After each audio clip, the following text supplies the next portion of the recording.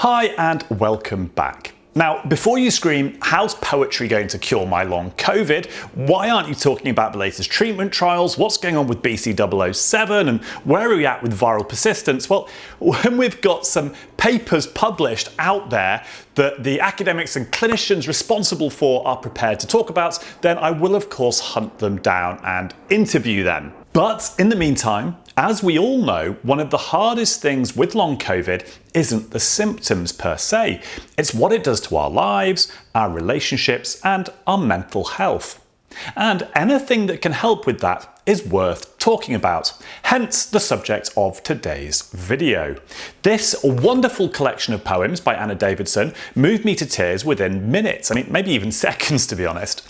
Turns out poetry is really fucking powerful. Who knew, eh? So let's dive in. Good morning, Anna. Thank you so much for joining me. It's an absolute pleasure to talk to you. Hi, it's lovely to be here. Thanks very much for having me on. I would like to be talking about this. Long title, Poetry for Life and Other Chronic Conditions, Short Poems from Long COVID. So this is a collection of poems that you have written. What would be your hope that people can take from this collection?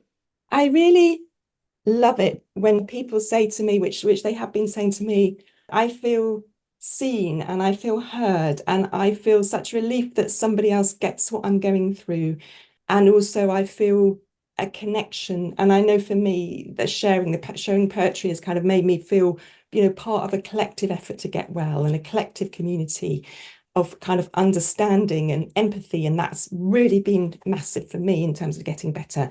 And because there's sort of 41 poems, people respond to there are different ones resonate with different people. It kind of makes reading this really interactive experience, actually. It's not sort of passive at all because it's actually having an effect on how people feel. And that seems incredible to me, the power of words, that words on a page can do that. I think that's amazing. One of the biggest struggles we've got with the condition is helping the people around us understand what it's like. Because if you've never had an energy limiting condition or something like ME or CFS or anything like that, there's no frame of reference because it's absolutely alien as an experience. And something like this, which is so easy, it's not like, oh, here's a huge thing you've got to go and read.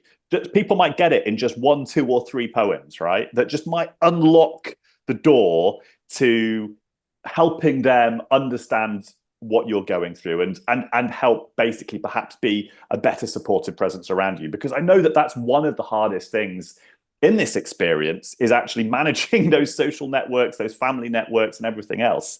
Are there any particular poems in there that you've found resonate with people who haven't suffered with long COVID? It's really interesting that the people who read it who haven't had long COVID or a kind of fatigue condition or some kind of life thing. There's one called Making the Best of It, which is a poem about flirting with the bin man. And that people sort of enjoy. I often tell, when someone tells me they enjoy that, I think, okay, that's something that you can kind of maybe relate to. Or there's another one called The Art of Pacing, which someone told me recently, I thought that was really funny. And it is funny, I hope, but it's also, if you've been through it yourself, it's quite powerful, actually. So I think you can tell the difference between people who are and aren't familiar with the condition. But I've had a lot of people who've read the book who've said to me, oh, do you know, I didn't get it before and I get it now. A couple of the things that the collection did for me. The first was that it touched me in ways I wasn't expecting really quickly. And for me, those sort of touch points were around grief and around loss and acceptance. And some of the poems around those subjects just went straight to the heart of the matter. Because, again, I think what you were just saying about how people have responded to it and said that, oh my God, somebody else understands how I feel. You captured the experience incredibly in just a few lines. And the other thing that the collection, here it is, has done for me, I mean, poetry's never really been my thing. There's obviously some of the famous ones, and I can kind of see what they do, but it's never quite landed for me. And now suddenly I'm like, oh my God, I understand the point of poetry, right? And I understand why it exists and why it's so powerful and why it's so important. So you've also achieved that. You've also enlightened me about the power of this art form, So yeah, so thank you for that. Pretty amazing, Jess. Thank you. Yeah. What was interesting is speaking to the novelist Kate Weinberg in my most recent video. She was talking about how long COVID, as much as it might seem from the outside, like here's a person not doing much, their life is very simple and quiet. Actually, the internal life of somebody with long COVID is full on. Like everything is turned up to the max. And those internal feelings, the emotions, the how you wrestle with all sorts of issues, whether it's grief, loss, identity, hope, purpose, all of this stuff, right? In your poems, you touch into a different one of these issues or things in each of them. Did you do that consciously, or was that just like, I'm feeling this in this moment, and that's what came out? Yeah, they're written over a year at least, the poems. So they're very much, each one is of its moment. I had a lot of time being unwell, but not very good quality time, if you know what I mean. And what I found was I could write in my head with poetry. So I could sort of take these sort of big amorphous feelings and emotions and stuff that I didn't really know what to do with, because that was all pretty tricky, and I could just kind of work them over and over and over until they came into quite sort of pithy lines or images that were really helpful, and they sort of turned into that kind of thinking. Eventually I'd write it down and it sort of turned into a poem. Could you tell me a little bit about how this all started and how you started writing poetry while suffering from long COVID? Did you start whilst you were in the pit of despair, or were you coming out? And what brought you to that point of actually putting pen to paper or fingers to touchpad? I mean, I've always written. I love writing. I'd never written poetry before I got long COVID, and part of long COVID is, not having as much energy as you would like to be able to do kind of long form writing and stuff. But it wasn't so much that brought me to poetry. I really just started to find, when I was kind of in the worst bit of long COVID, that there wasn't really any other way to express how I was feeling, which maybe sounds a bit pretentious actually, but it was quite interesting to me, because actually, although I sort of studied French poetry and Italian poetry at university, I've always found it quite intimidating, quite difficult. I'd never really sort of understood or got on with poetry. So it was quite a strange experience actually to find myself writing it, quite unexpected to me.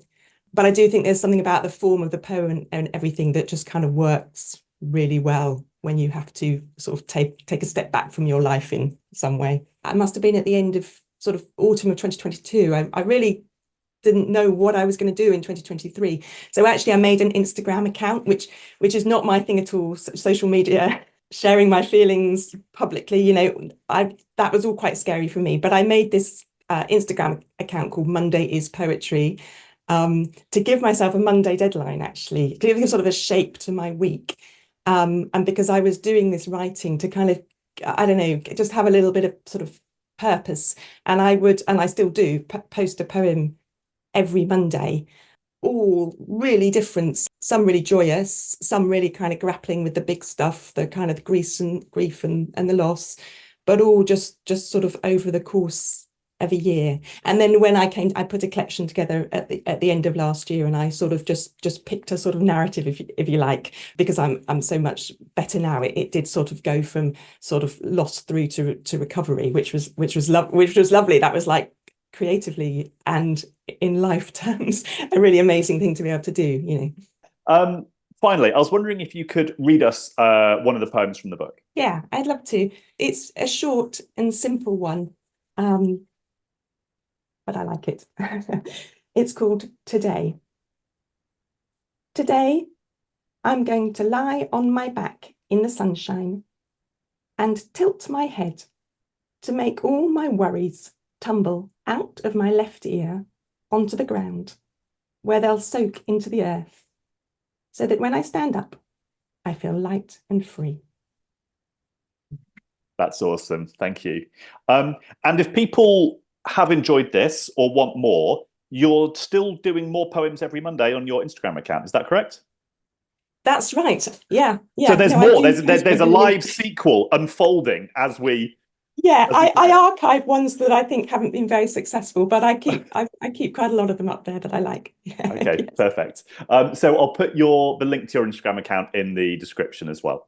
Hope you enjoyed that discussion. If it wasn't already obvious, I highly recommend Anna's book, whether for yourself or as a gift for people around you. All sorts of fun links to enable that are in the description. One of the wonderful things about poetry is how short and accessible it is. You're not asking your spouse to read a dozen academic papers on rogue inflammatory markers, for example. I'm not sure when I'm going to be back with my next vid, but I'll certainly take suggestions for future topics worthy of investigation in the comments. So if you do have any ideas, please chuck them down there. Look after yourselves. Until next time.